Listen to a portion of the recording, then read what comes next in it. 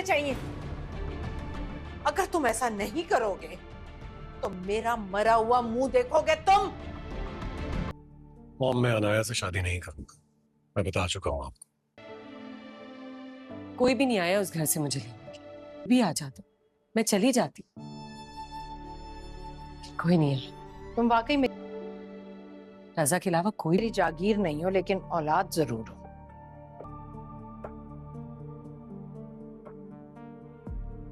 और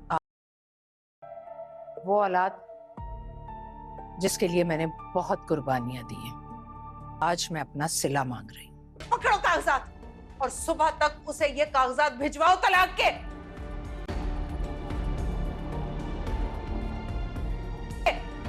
ये पकड़ो कागजात। मैंने तुमसे कहा ना, सुबह तक उसे तलाक के कागजात मिल जाए।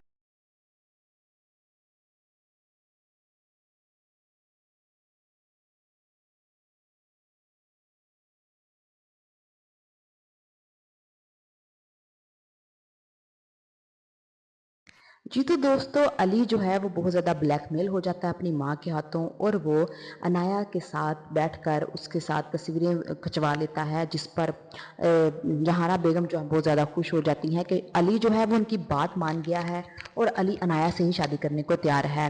दूसरी तरफ आयजा इस कदर परेशान है क्योंकि उसकी बहन फिज़ा को जहारा ने घर से निकाल दिया है और अब रज़ा को वो कह रही है कि मैं तुम्हारी दूसरी शादी करना चाहती हूँ। उसको घर से निकाल कर वो अपने मायके भेज देती है और पीछे से रज़ा को मशवरे दे रही है कि मैं तुम्हारी हम पल्ला ख़ानदान में शादी करूंगी। आयजा जो है वो इस कदर परेशान है अपनी बहन के हालात देखकर, वो अली से साफ साफ कह देती है कि मैं तुमसे शादी नहीं करना चाहती, क्योंकि अगर मेरी बहन के साथ तुम्हारी माँ ये सब कुछ कर रही है तो मेरे साथ कैसे नहीं करेगी।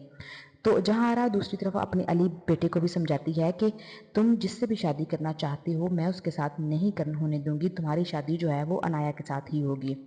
उसामा जो है वो अपने भाई की तरफदारी करते हुए अपनी माँ के पास जाता है और उनको बताने की कोशिश करता है कि अली जो है वो किसी और से मोहब्बत करता है, लिहाजा आप इसके साथ कुछ भी ज़बरदस्ती मत करें, जिस पर जहारा बहुत ज़्यादा गुस्सा करती है और अली को ही उसामा और अली दोनों को डांट देती है कि तुम लोग होते कौन इस तरह की बात करने वाले, जहाँ तुम लोगों की शादियाँ करूँगी मैं खुद करूँगी, मैंने तुम लोगों से राय पूछी नहीं है जो तुम बिला वजह मुझे आकर अपनी राय दे रहे हो।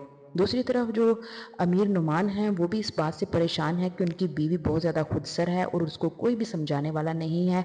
वो अपने बेटों से यही कहते हैं कि तुम्हारी माँ जो है उसको पता नहीं कब अकल आएगी, उसको कब एहसास होगा कि दूसरों को भी इज्जत है और दूसरों को इस तरह से ना ही मजबूर करते हैं ना ही उनको जलील करते हैं। फिज़ा को जैसे ही पता चलता है कि उसके वालिद की जो डेथ है वो जहारा के अल्फाज की वजह से हुई है, वो अपनी माँ के पास जाके बहुत ज़्यादा रोती है और उसकी दूसरी बहनें भी परेशान हैं कि हमारे वालिद के साथ इस कदर बुरा कैसे कर सकती है जहारा।